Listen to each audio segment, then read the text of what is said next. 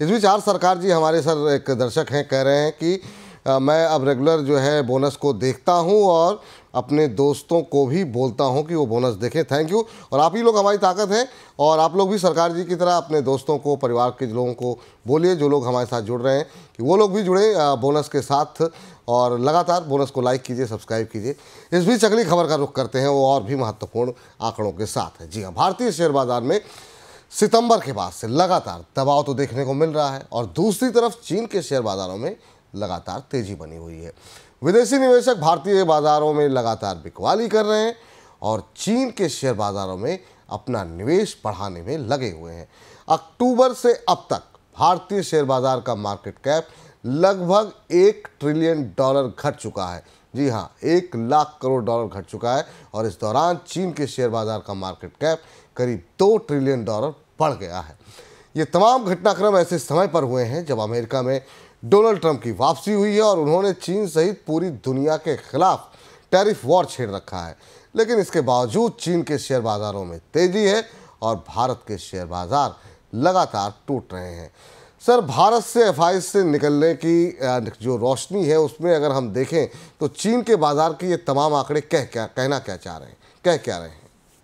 हाँ विपुल, ये और एक सनसनीखेज और जानकारीपूर्ण आंकड़ा है जो भारत के निवेशकों को समझना चाहिए।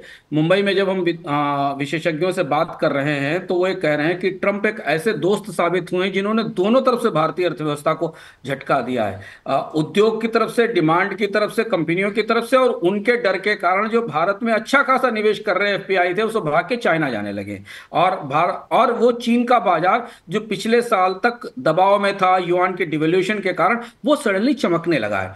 चीन की अर्थव्यवस्था ने में इमर्जिंग मार्केट का जो पोर्टफोलियो का निवेश है वो सबसे तेजी से बढ़ा है और इसका सबसे ज्यादा नुकसान भारतीय बाजार को उठाना पड़ा। अगर भारतीय बाजार का आंकड़ा आप डेटा पॉइंट में सामने देखें, एफपीआई ने जो करीब करीब $13.5 बिलियन के आसपास 1.12 लाख करोड़ रुपए निकाले हैं 2025 में, अभी तक इसका सबसे बड़ा हिस्सा शायद चीन में गया है। हैंगसेंग, अगर आप और आंकड़े को भीतर जाकर देखें तो इंडिया का मार्केट कैपिटलाइजेशन करीब एक ट्रिलियन डॉलर कम हुआ है, चाइना का कैपिटलाइजेशन $2 ट्रिलियन हुआ है। और विपुल जी, हैंगसेंग इंडेक्स 18%, 19% बढ़ा है पिछले एक महीने में, जबकि निफ्टी लगभग 1.5% कॉन्ट्रैक्ट हो गया है इसी दौरान। और यह सीधा दिखता है कि भारत से विदेशी निवेशक अपना झोला झंडा समेट कर अपना पैसा लेकर वहां जा रहे हैं। वजह क्या है? एक तो चाइना का स्टॉक मार्केट पहले से करेक्टेड था और वहां वैल्यूएशन बहुत अट्रैक्टिव थे। भारतीय कंपनियों के वैल्यूएशन वैसे ही हाई थे, इस पर लगातार चर्चा इससे पहले भी होती रही। तो जैसे ही भारतीय बाजार में गिरावट के रुख बने वैसे ही उस वैल्यूएशन, वहां के वैल्यूएशन ने इनको आकर्षित किया। दूसरा, चीन ने 2 इकोनॉमिक स्टिमुलस पैकेज जारी किए थे, उनसे चीन की अर्थव्यवस्था में रिकवरी के संकेत दिखाई देने लगे हैं। और तीसरी और महत्वपूर्ण बात यह है कि चीन ने आर्टिफिशियल इंटेलिजेंस और नई तकनीकों में जिस तरह से अपने आप को आगे स्थापित किया है अमेरिका की प्रतिस्पर्धा में, उससे निवेशकों का भरोसा दोबारा बनना शुरू हुआ है और इसलिए विदेशी निवेशकों का नया डेस्टिनेशन चाइना हो गया और इसका सीधा नुकसान भारत को हो रहा है।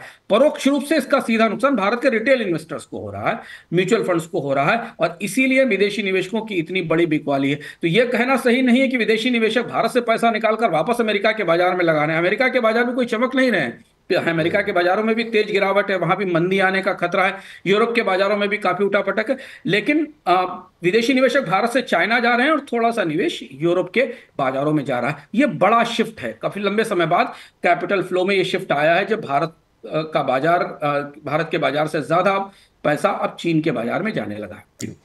हाँ सर, लेकिन एक बात नहीं समझ में आई कि यहाँ तो बेच रहे हैं, चले ठीक है, बहुत सारे कारण हैं, लेकिन ट्रंप के निशाने पर चीन है और उसके बावजूद एफआईआई वहाँ खरीद रहे हैं, ये बात नहीं समझ में आई।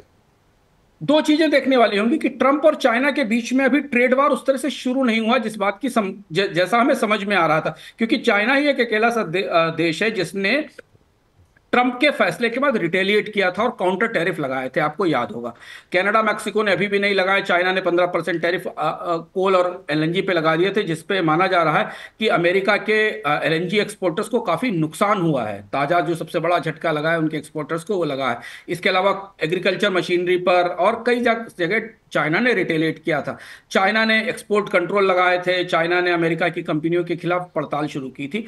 तो अब दुनिया धीमे धीमे ट्रंप के सामने चीन को खड़ा होते देख रही है। चीन ही क्या ऐसा ऐसा मुल्क है सामने दिख रहा है जिसने ट्रंप के टैरिफ वार को जवाब देना शुरू किया है हाल हाल के समय में। तो चीन की अर्थव्यवस्था के पास अभी शक्ति है, मैन्युफैक्चरिंग क्षमता है, और जिस तरह से यूरोप से चीन अलग हो रहा है, अमेरिका अलग हो रहा है, जिसके बारे में आगे चर्चा करेंगे, उसे देखते हुए भी ऐसा लग रहा है निवेशकों को कि चीन की अर्थव्यवस्था आने वाले समय में उन सारे बाजारों में सस्ते उत्पादों की आपूर्ति का जरिया बनेगी जिन बाजारों में पर ट्रंप के टैरिफ का असर होने वाला है। तो चीन को एक और फायदा मिल रहा है अर्थव्यवस्था के तौर पर, कि जो चीन की इकोनॉमी को आने वाले समय में शायद जो डिमांड मिलेगी अन्य अन्य बाजारों में, उसका उसे भी निवेशक देखने की कोशिश कर रहे हैं। जी।